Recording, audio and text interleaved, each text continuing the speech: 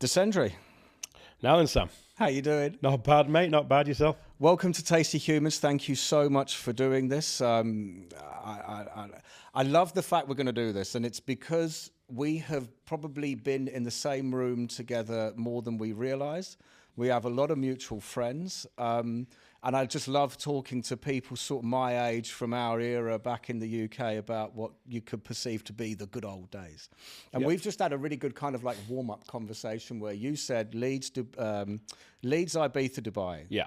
So let's start with Leeds. You know, let's go all the way back to when you were young and how you began your journey into DJing, nightlife, music, etc. Okay, I mean, I started later than most would probably think. I was more a clubber. So I was like, if you could have back in those days like a super clubber, if you was like almost an influencer, like I would get on a Saturday at my mum's 20, 30, 40, 50 calls on a Saturday. Where you going? Where you going? And because of that, I'd be calling up. I'd already called up saying, I'm going to come down. Can I have guest list? Blah, blah, blah. And they'd always give you guest list for like, 4 of us, say, and the others would get in without having to queue, say, or they get a member's rate or whatever. But if you're bringing down 20 plus people, the promoters are happy. But it was always about the clubbing. It was about going out and enjoying it for me. And what year was this, sorry? Oh, well, I started going out clubbing very early 90s, so sort of like 1991. Okay. That sort of area. It's a good era.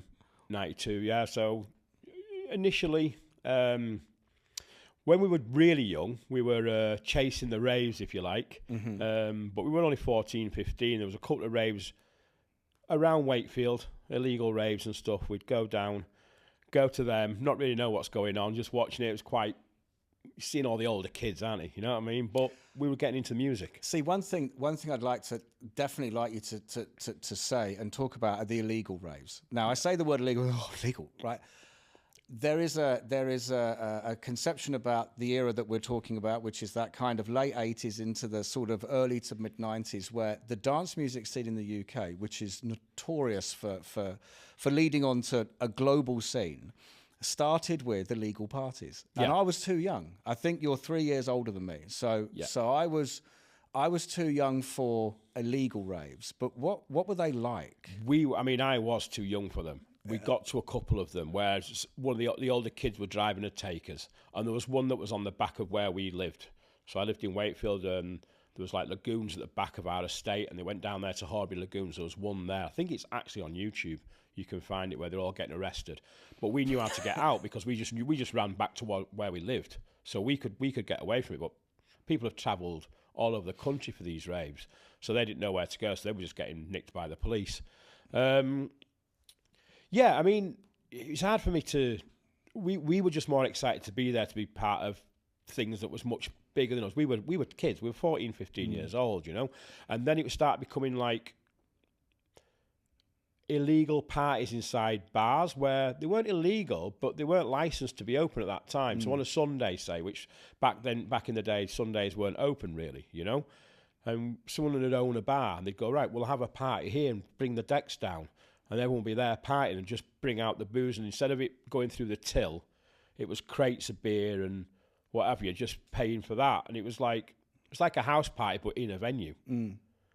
Well, I think that the thing with the illegal raves is when you say the word illegal, people assume that you couldn't do it, but you were doing it, and therefore that made it illegal. At the time, no one knew what this was, where there was pop-up parties, and Wayne Slater talks about this from his time when he was growing up, that people took a sound system and speakers and just put them there and just switched on a generator, and then X amount of people turn up and dance around it, and from that, we have what we have now. Yeah, I mean, and they got stopped down because there's no licensing, there was no health and safety. It was just a rave wherever someone had set it up. I mean, there was people would be making phone calls to go down a service station, then they get there and take another phone call to go to where it was going, because you had to make sure that the police or the authorities didn't know where it was. But like I say, I only went to 2 or 3 of those. It wasn't, because we were still too young. This is like 87, 88, 89. So I was like 14, 15, 16. So. Now, you're a incredibly passionate music, freak, as are most DJs. I like to put myself in that class as well. And I would not DJ Music Freak, just for the record, okay? But the one thing I like to ask is, when did you realize you really liked music? You know, what's your first kind of, where you go, yeah, that was where I thought that is a really good song. And what was it? I'll give you a couple. I'll give you 3 stages to this, right? The first one is my mum told me, because when I actually gave up work to become a professional DJ, she goes, actually, I should have always known that. Because when I was 3 years old, I'd learned how to use her big, huge sort of gramophone. It's like a big bit of a furniture where it rolled up, all the records are there. You stacked up the records on the record player and they dropped them down with an arm for the next record. So the entire album would play the next one down. I'd got like Bambi and stuff like that she'd bought me Disney stuff, and I wasn't playing any of that. I was only playing Motown. Apparently I went through all the records, my mum's and dad's, and then there was like 3 or 4 that were only Motown, and they're the only ones I listened to.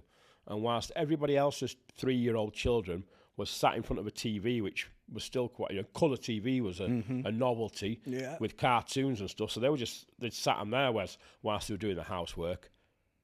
I was playing music and dancing. That's all I was doing. That's all I was interested in doing. And then when I was like sort of 13, 14 with part-time jobs, all my money went on records. I was just down the record shop buying, and it wasn't necessarily house music. A lot of it was like heavy metal and what have you. I was like big into Iron Maiden and Metallica and stuff like that back then. And then all the indie stuff, Smiths and, Stone Roses and stuff like that. So it was quite a varied lot of music that I enjoyed. And then also the house scene was coming through. It was like 87, 88. There was all the sort of acid tracks, I think, was the album. And there was like 3 or 4 of them that I bought on, I think, tape, maybe CD. And sort of listening to that. And then that's when you started going to the parties to follow that music. And then obviously got old enough to actually be able to go to the clubs. And then it was that. And that's when it was like, yeah, this is what I really love. This is what I love doing. And what was the first moment that you looked at a DJ and you went, I've got to do that? Because back then it was a very, very difficult thing to actually do because the equipment was very expensive. Like records were ridiculously expensive. Records. You would, I can't remember the prices, but you would buy an album, and that would cost, I can't remember, but it would cost whatever it cost. But to buy a 12-inch that only had like one song on it, and on the reverse side was a remix of it, even that kind of value perception was like, And the equipment, I mean, SL 1210s were 200, 300, 400 quid a piece. And so anyone that was a DJ really had to graft. You had to have a passion for it. You had to have a passion for it. It wasn't about looking good. It wasn't about, like it is now, image thing. It wasn't about that. It was about... We'll get to that. Yeah, you wanted the music. You wanted to play. You loved playing music. All your mates, everyone had to go on the decks, and only a few could use them. Yeah, you could tell within 10 minutes whether someone could mix or not. It wasn't a case of you'd learn. It was like, you ain't got a clue and you'll never get it. Or I picked it up straight away. Like, my mate had got decks. He goes, have a go. And he'd been practicing for 2 years. I think within 2 mixes, he goes, you're better than me. And what was it you understood about it straight away? I think, look, it's a simple thing. If you understand beats and you can listen to a beat and tap in time, you've got a chance. Doesn't mean that you can mix, but you've got a chance. If you can't dance in time, forget it. You can do it now because of the equipment, but back then, no chance, forget it. The understanding of how to mix stuff, that's something you learn. You're not going to naturally know that, because at first I was mixing a different way to how I became mixing. I was mixing quickly, just concentrating on getting stuff in time. Then you start to understand how the music builds, and a 4/4, 8, 16, 32, 64, 128 beats, and how something's going to change at each point of these. And then you just got to know at which point it's going to be, and which point in your track that you're bringing in will match what's going out, when they're going to change.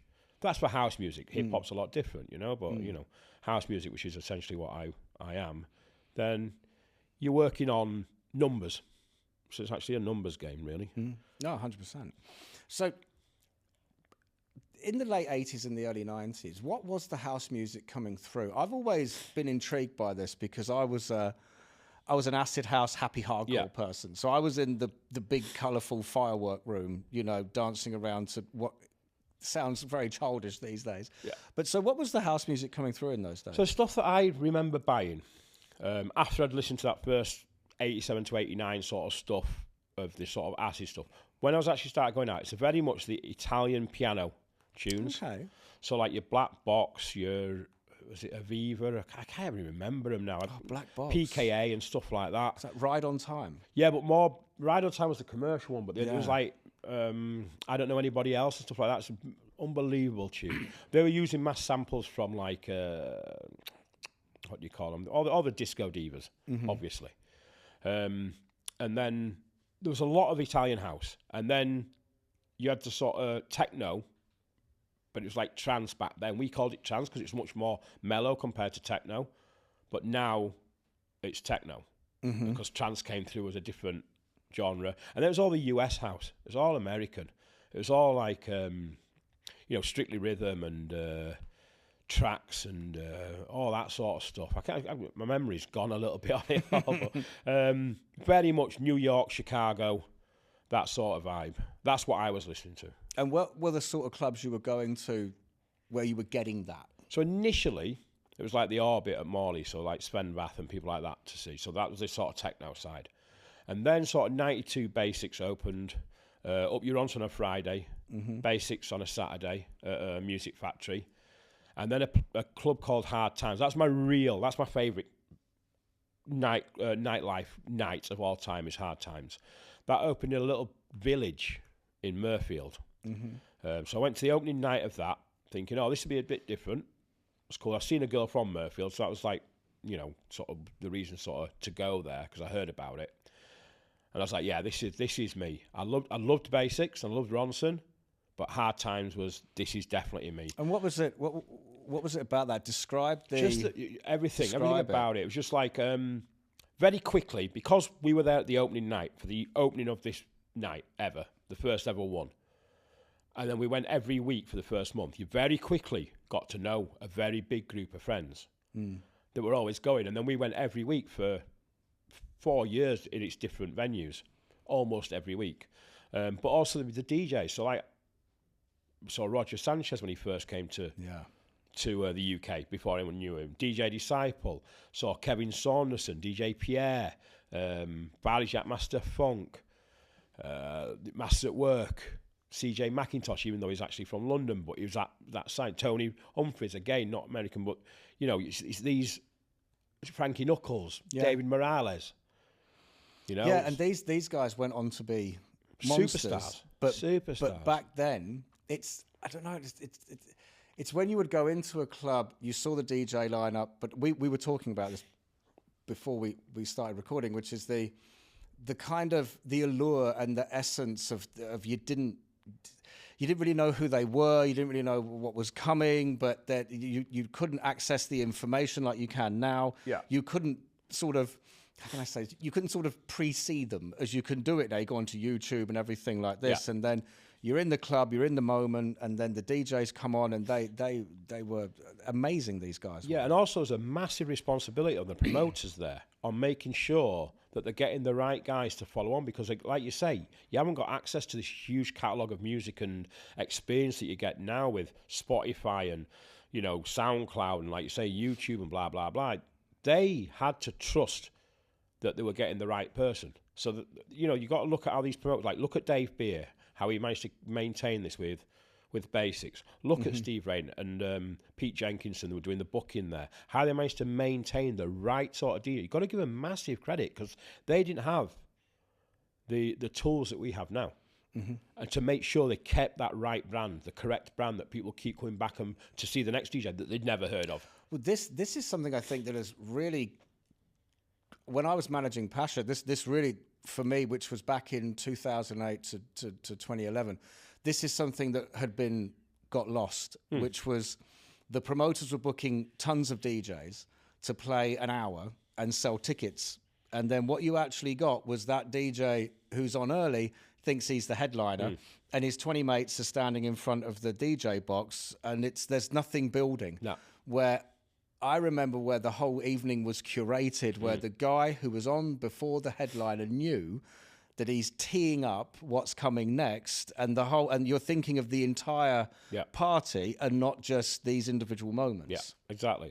I mean, like, it's an age-old thing, isn't it, that you need a good warm-up DJ. Yeah. So you always need good residents.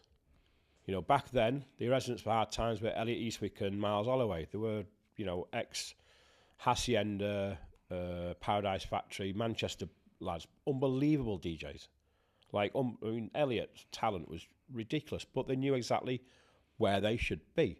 They're not banging it out; they're bringing it exactly where it should be, and then the headliners come on, and they know exactly where. It's easy for them. Who have you warmed up for? Oh Christ, I've warmed up for quite a lot. On, drop some names. You know what I mean? Dennis Ferrer, Kerry Chandler, Pete Tong. I've been warming up with Groove Armada, Basement Jacks, Too Many DJs, Joshua Heath, Joey Negro. Quite loads.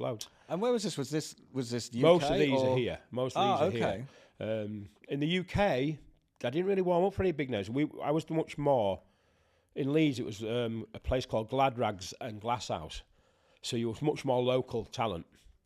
So they were both sort of, if you want to say, sort of LGBT sort of friendly places, shall we say? Yeah. I'm not sure what I have to say here.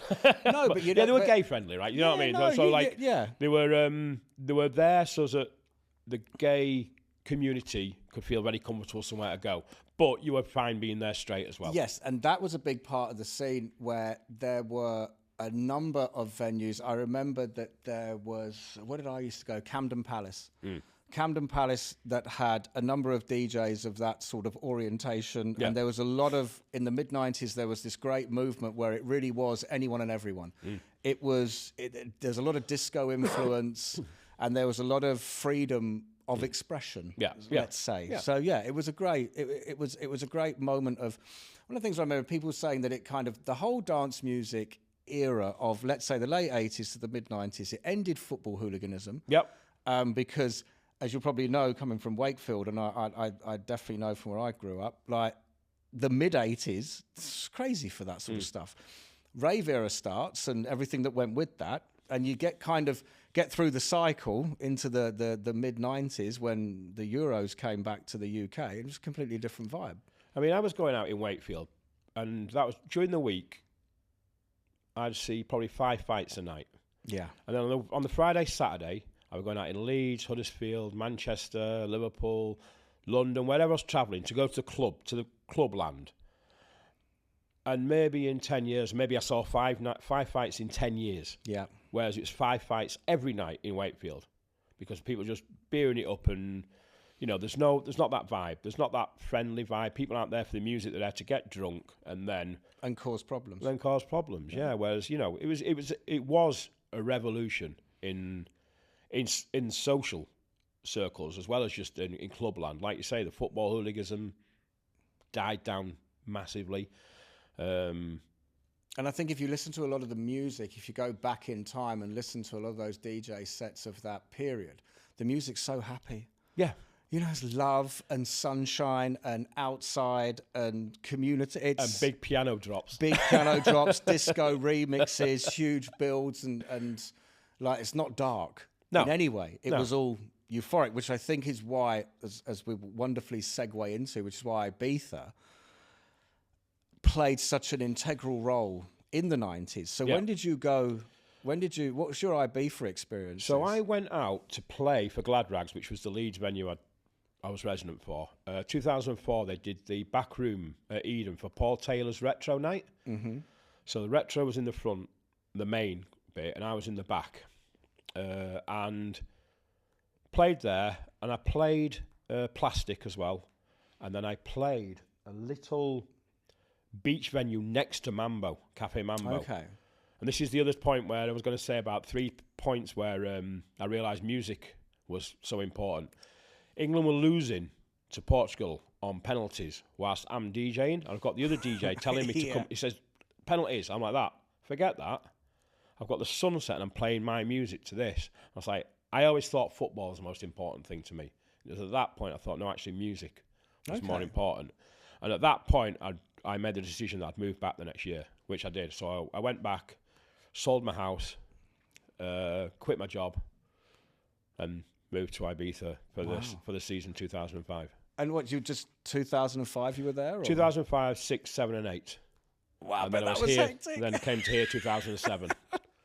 So, yeah. So that must have been crazy. I mean, I went to Ibiza in 2004 and 2006, and then I didn't go back until 2017 and 2023. Yeah. But I remember 04 was nuts.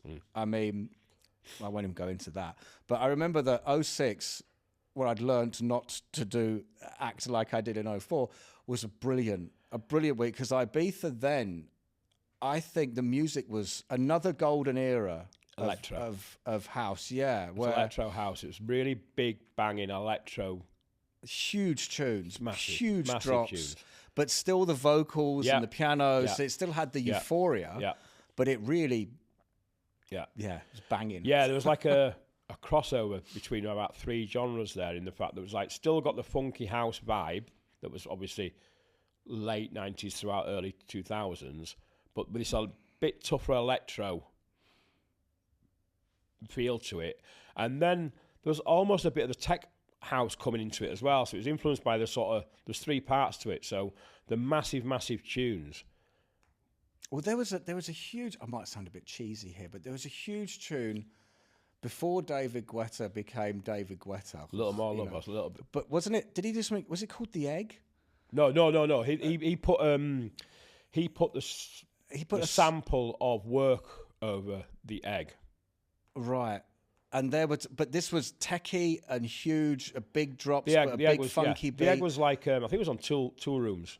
Something like that. And I remembered that tune. I remember Say Man by Till West. Yeah. Where that was a huge piano, but absolute. So a lot of the big ones that we didn't have any vocal on, we were all putting a cappellas on them. Yeah. So like when David Guetta did that with Work, me and a guy called Marco Loco, who's Space Resident, we did a different mix.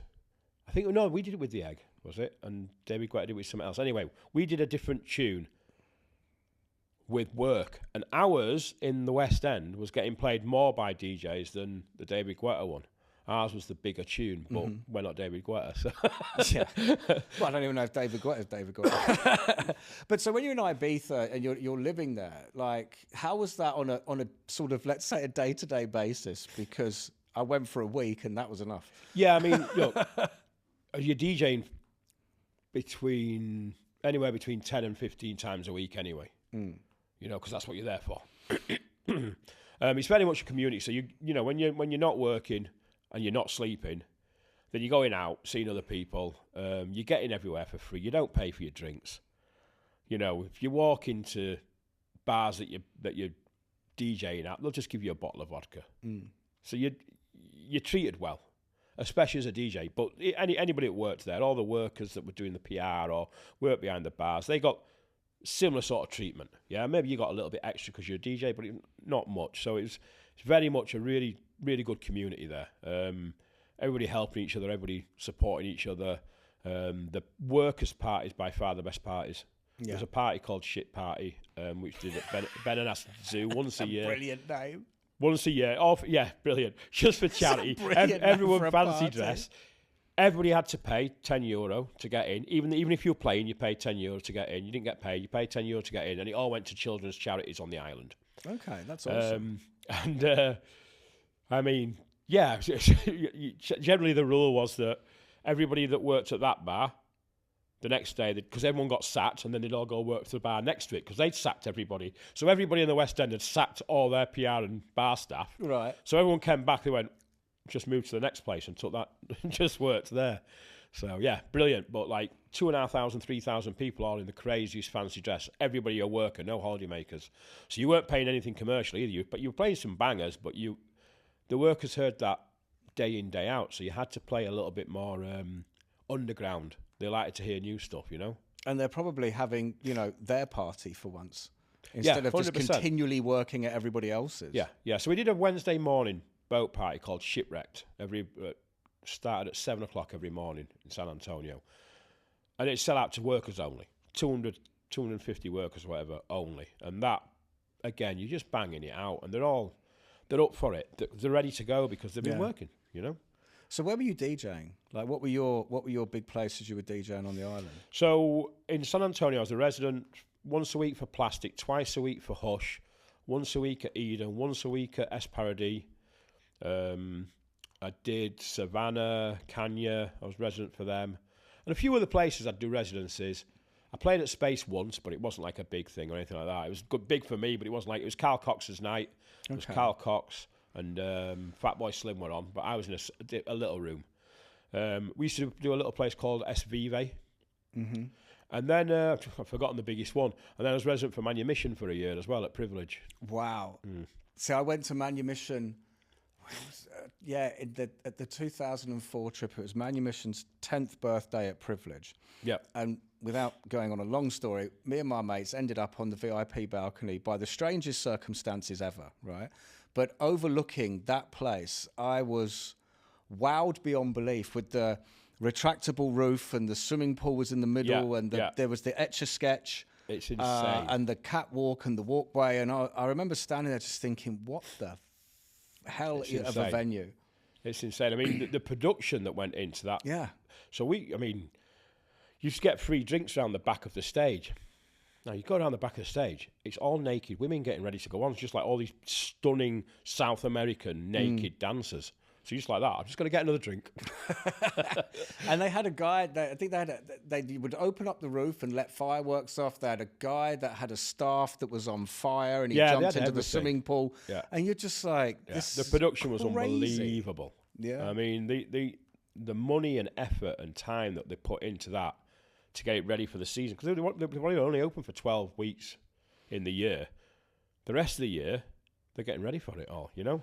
So you lived there all year round? No. I used to live there from beginning mid-April through till October for the season. Yeah.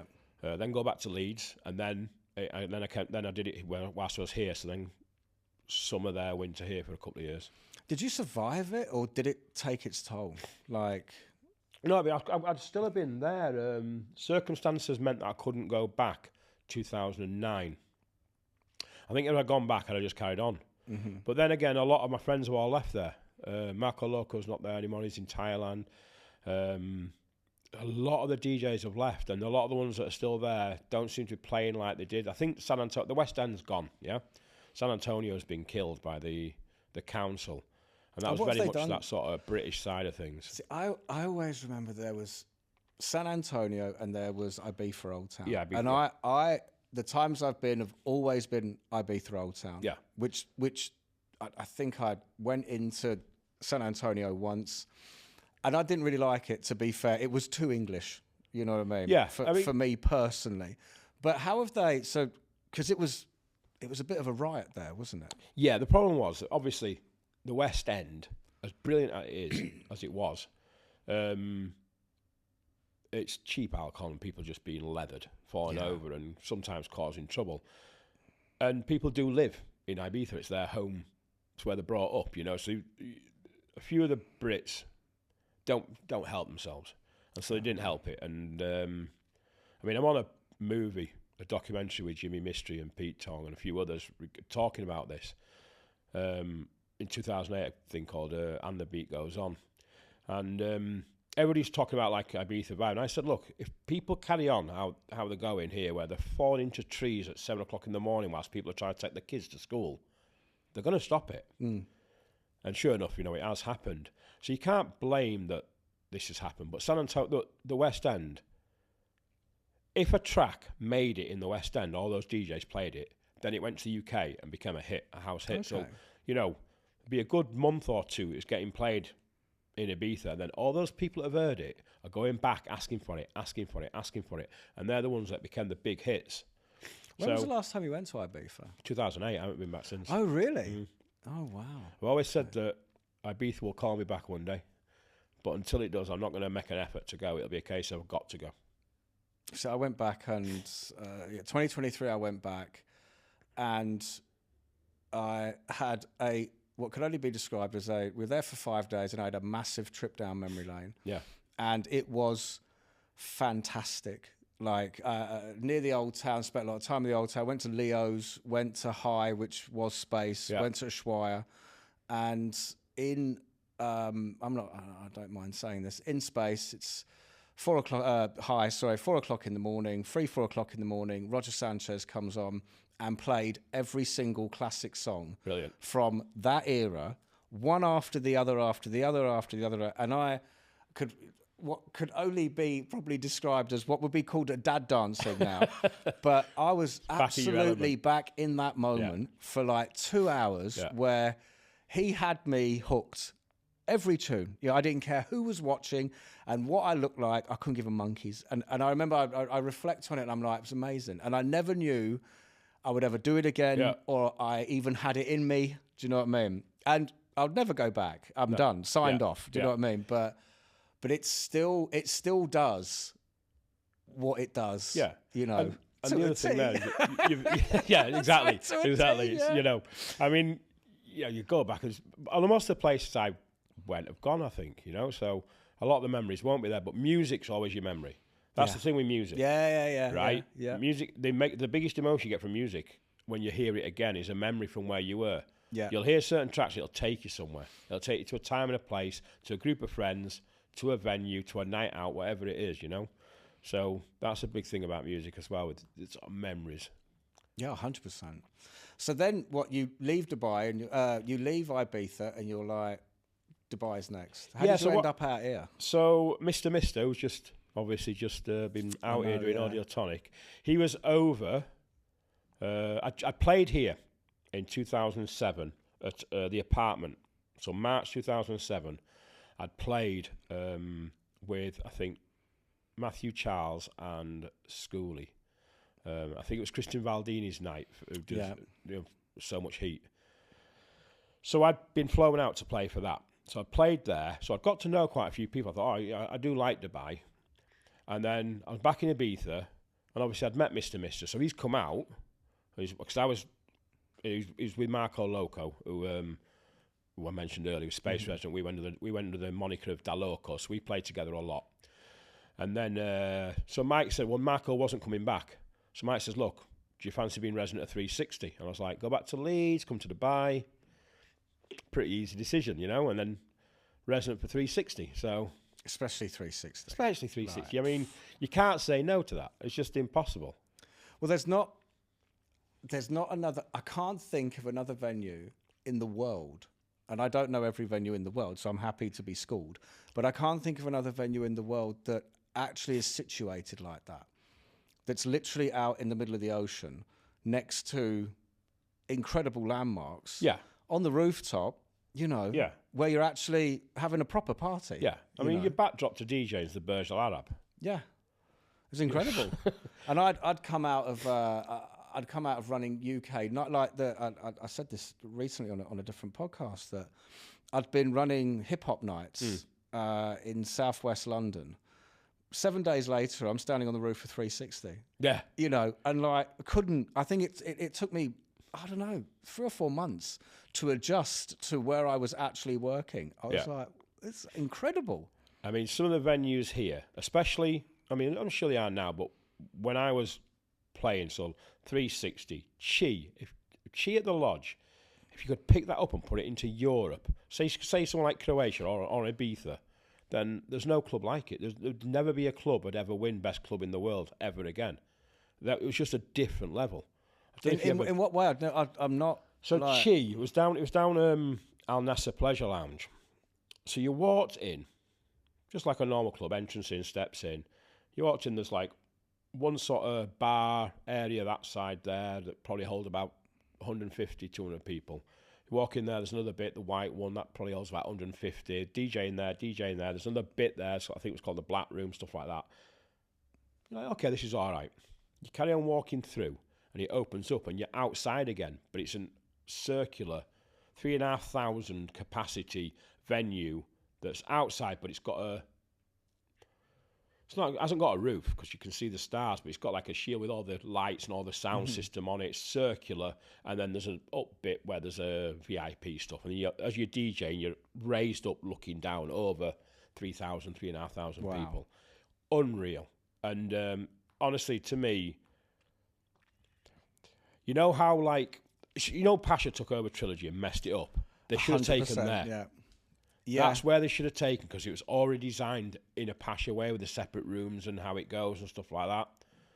Well, I think Pasha's issue here was the music style they decided to play, which was they decided to play more, I'd say, like I said, I used to manage Pasha in London. It's very simple, which is Pasha was, I used to refer to it as the VIP club of rave clubs. Mm-hmm.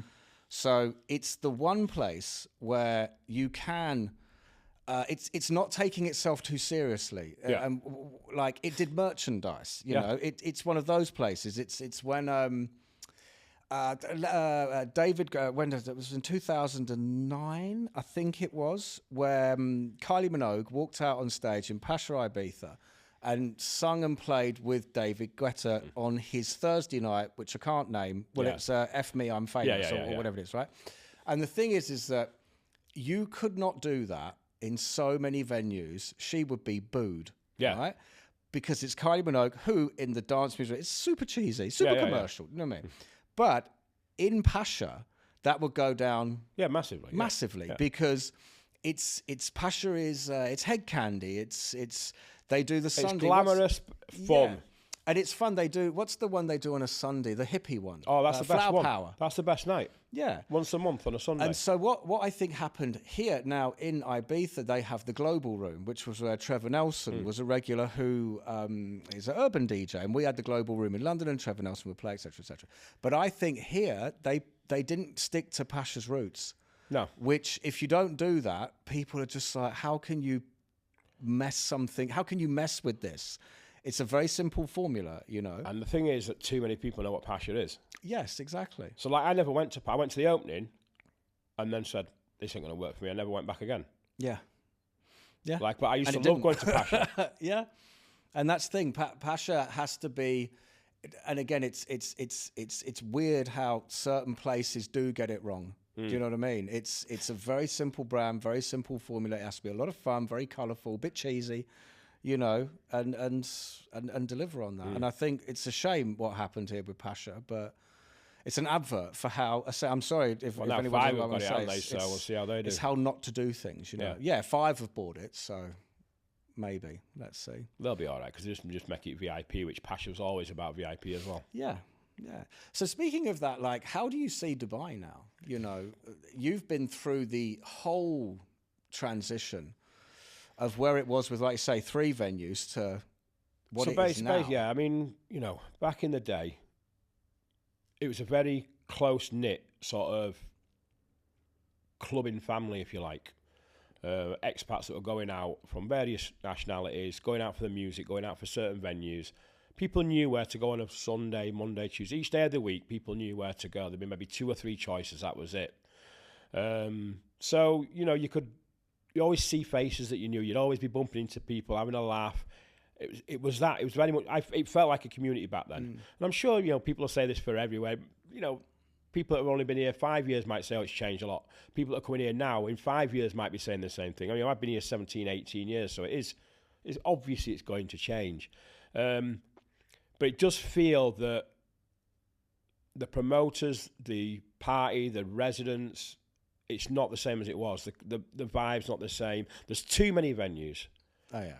For me, there's just too many venues. There's too much option, which is a good thing as well. You can't have a monopoly on things. I think it'd be very difficult to repeat what we had with 360, with Chi. I don't think you could do it. You'd have to spend a fortune. I guess they're getting it sometimes with like Soho Garden and other places that are starting to get the bigger nights. But there's just so much. There's a lot of dilution. Yeah. You know. And I don't go out much. I can't say too much against the scene. A scene that I'm not going out much into anyway. So I'm not contributing to it anymore myself. So I can't like say, oh, the scene's not as good as it was. I'm 51 compared to when I was out here first came out 33 or whatever it was. 30, you know what I mean? So my tastes have changed. I'm not bothered about being in the middle of the dance floor either. So, you know, maybe the kids are saying this is amazing.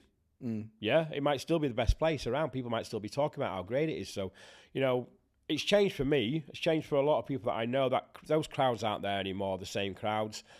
But we're all older, so maybe the new crowds are here. Maybe they are. You know, maybe Nick Holmes and Stu Laurie are saying, oh, yeah, they're seeing everybody all the time because they're the next generation. They're the ones that have taken over the mantle from, you know, me, Smoking Groove, Charles Shacker and all them that were... Smoking Groove. You know, that were here... I think that... 15 years ago doing it. I think that it's important, you know, one thing I like to possibly highlight with this podcast is with having yourself and Clifford and Kieran and John and people like this on. Hopefully, you know, I make my way through all of you, you know, which would be cool because, like you said, Smoking Groove, it'd be a great one to come on. But it's like, especially someone like Mike Buffton. Yeah. Now, people watching this, when I say the words Mike Buffton and he thinks of Sam Graham, we obviously had our little thing to do with 360 and Audio Tonic. But, you know, there's no doubt that you guys and Mike and what you did here is the foundation for what this is now.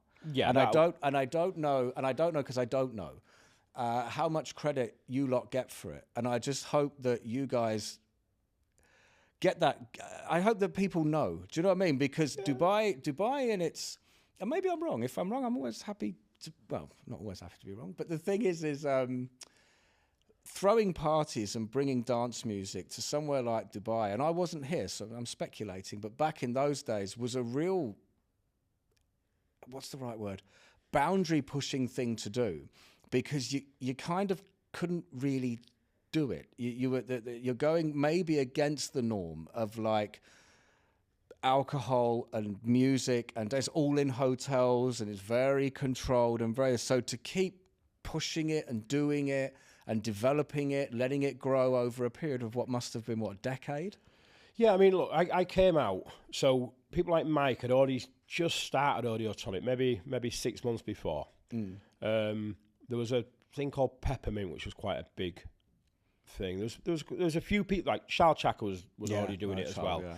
You know, so I came out just a little bit after them, but I'm still part of the, I don't know if you want to call the original crew or whatever you call the people, you know, from the, you know, there was back then. And if you came up with the right concept, it felt like the hotels were much more supportive. They'd give you more income, more potential income. Mm-hmm. You know, the share was a lot better than it is now. You go around promoting now, it's nowhere near what we were getting at 360. Yeah. Nowhere near what was getting at Apartment, nowhere near when we were doing other venues, you know. DJ fees have dropped a lot compared to what they were. Yeah, yeah. You know, well, do you think I think that's got a lot to do with, again, saturation and sort of the equipment, again, which is I learned to play hip hop on CDJs, 900s, you know. Right, yeah. But now, push the button, sort of stand there. I don't know, like. I mean, the biggest criminal thing you see nowadays is someone turns up with a crappy little controller and puts it on top of a pair of 3000s, and then plugs into that. You're like, you've got this amazing equipment there. Forget whether you want to talk about vinyl compared to CDJs. CDJs are brilliant. You know, they're no different to vinyl. Yeah.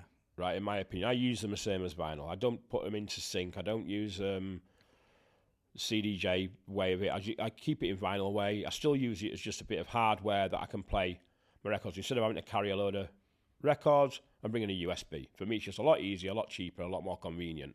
And I've got a lot more options with me. But I still use it as I did vinyl. I don't, because I do loops and I do hot cues and I do that sort of stuff that you can add to it that you couldn't do with vinyl.